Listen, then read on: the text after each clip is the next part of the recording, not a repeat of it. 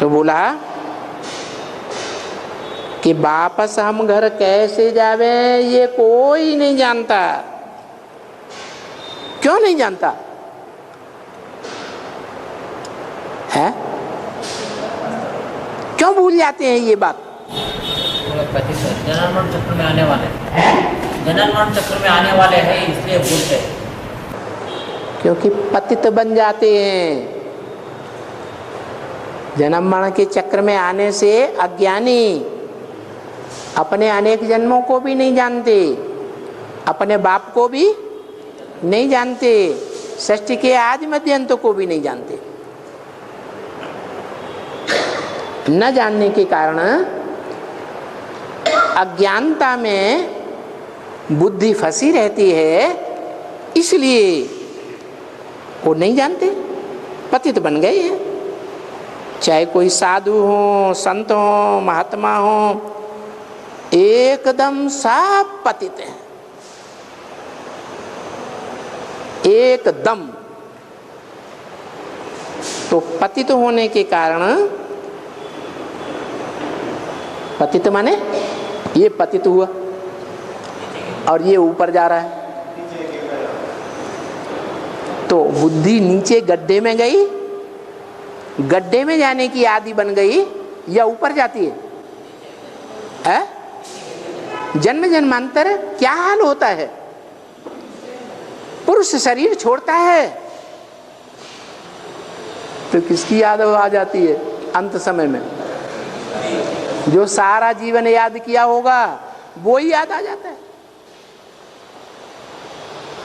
काम प्रधान है हर प्राणी मात्र में, तो काम विकार प्रधान होने के कारण मनुष्य मात्र अंत में जब शरीर छोड़ता है तो जिसका ज्यादा संग करता है वो ही अंत समय में याद आ जाता है।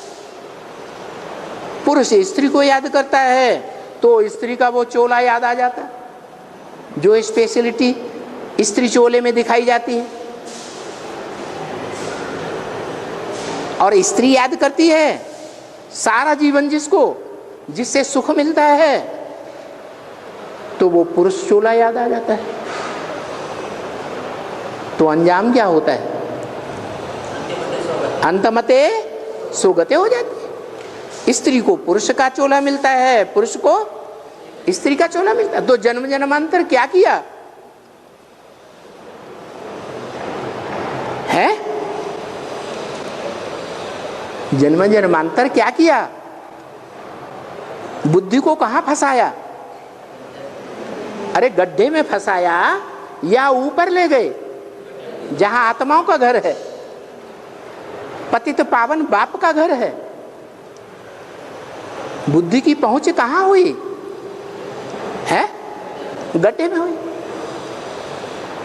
तो गड्ढे में बुद्धि जाने से पतित बन गई। इसलिए गीता में भी लिखा है, उद्धरेत आत्मा आत्मानम ना आत्मानम अवसादयेत। उत माने ऊपर, हरेत माने हरण करके, उद्धरेत माने आत्मा जो मन बुद्धि रूपी आत्मा है, ज्योति बिंदु आत्मा है, उसको हरण करके जबरदस्ती भी कहां ले जाए? ऊपर ले जाए। ये नहीं कहा कि कर्म करना छोड़ दो सन्यासियों की तरह, ये कहा नहीं। कर्म तो करना है, कर्मेंद्रियां हैं तो कर्मेंद्रियों की भूख लगेगी। कर्मेंद्रियों से कर्म धारा छूट ही नहीं सकती। इसलिए कर्म तो करना, परंतु कैसे कर्म करना? मम वर्तमान वर्तन्ते मनुष्या पार्थ सर्वस्य। जैसे मैंने कर्म किए हैं ऐसा कर्म करना। मेरे किए हुए कर्म की यादगार क्या है? शिव बाबा के मंदिर है, दुनिया में ढेर के ढेर तादाद में बने, सबसे जास्ती शिव के मंदिर, और उसमें जो शिव ने कर्म किया है शंकर के शरीर के द्वारा, जिसे लिंग कहा जाता है, बड़ा रूप, उस लिंग में शिव की यादगार, शिव की याद है। जो बाबा कहते हैं तुम मुझे जितना याद करते हो मैं तुम्हारे साथ हूं। तो वो जो लिंग रूप साकार शरीरधारी है वो ज्योति बिंदु शिव को याद करता है और शिव उसके साथ है। तो जहां शिव है, जहां भगवान बाप है, वहां पाप नहीं हो सकता, और जहां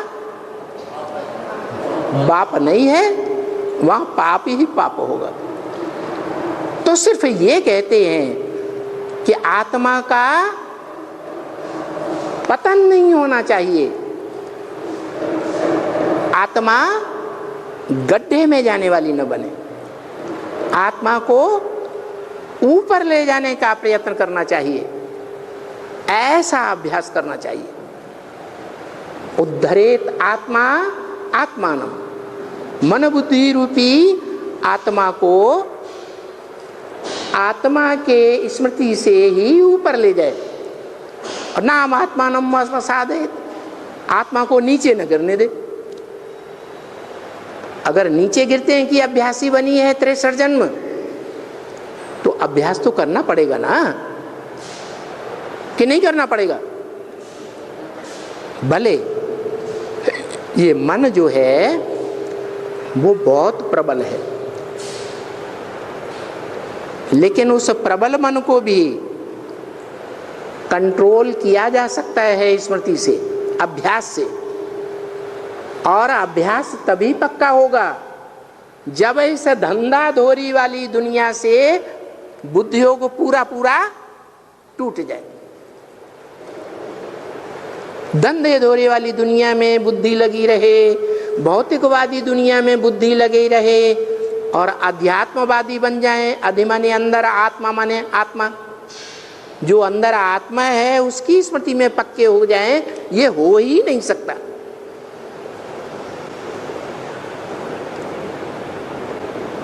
इसलिए बोला या निशा सर्वभूतानां तस्याम जागृति संयमी।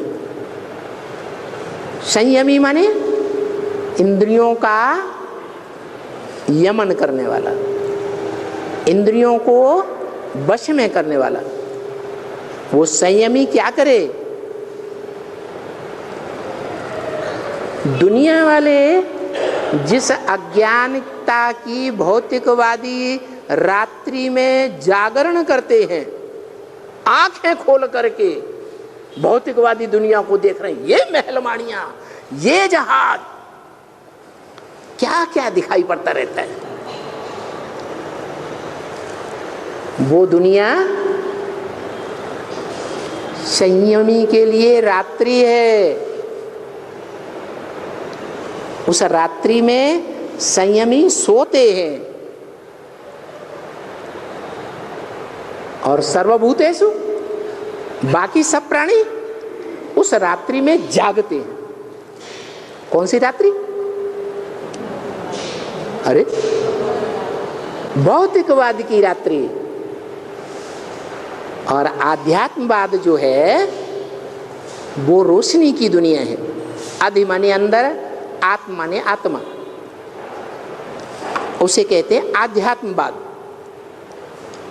वो आत्मा के अंदर की पढ़ाई देहधारी मनुष्य पढ़ाएंगे, जो अपन को देह समझते हैं। आत्मा की पढ़ाई कौन पढ़ाएगा? आत्मा का बाप ही पढ़ाता है।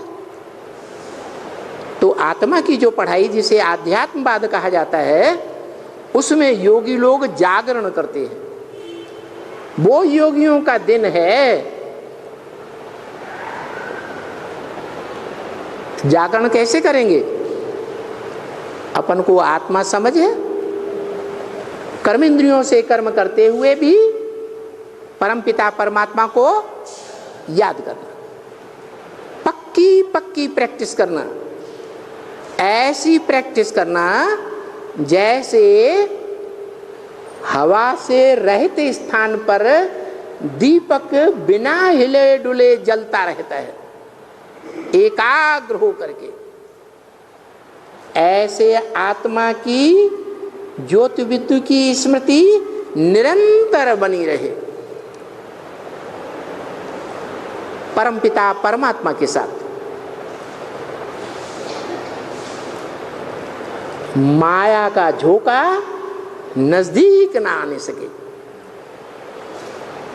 हिला न सके। ऐसी स्थिति जब बनेगी, जो यादगार शिव के मंदिर में दिखाई गई है, जिसका प्राचीन यादगार सोमनाथ मंदिर में दिखाया गया था कि लाल लाइट वाला पत्थर लिंग के रूप में दिखाया और उसमें बीच में जड़ा हुआ हीरा दिखाया।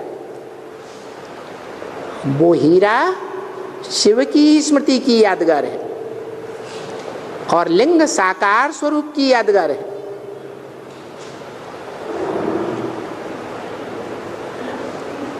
जो बोला गीता में, मम वर्तमान वर्तन्ते, मेरे रास्ते का ही अनुगमन सारी दुनिया के मनुष्य करते हैं। कोई सही रूप में करेंगे अभ्यास के आधार पर, पढ़ाई के आधार पर, और कोई अज्ञानता के आधार पर। वो कार्य करते जरूर है, उसी रास्ते पर सब चलते हैं, संसार बनाते हैं। मैं भी इस सृष्टि पर आता हूं तो कर्म करता हूं, कर्मधारा को छोड़ता नहीं हूं। मैं ही अगर कर्मधारा को छोड़ दूंगा तो उद्यस्तन्ते में लोका, ये सुखधाम और दुखधाम रूपी जो लोक हैं वो नष्ट हो जाएंगे। इसलिए मैं भी कर्म करता हूं ताकि मेरा अनुगमन करें। कोई मेरी पढ़ाई पढ़ने के आधार पर अनुगमन करेंगे, मेरी श्रीमत पर चलकर अनुगमन करेंगे, और कोई मनुष्यों के आधार पर, पढ़ाई के आधार पर अनुगमन करते हैं। मनुष्य तो नरक बनाते हैं और भगवान बाप सदैव स्वस्थिति में रहता है, वो ही स्वर्ग बनाता है। तो कैसे बनाते हैं नरक को स्वर्ग? वो बात बाप आकर के बताते हैं अभी संगम में। ओम शांति।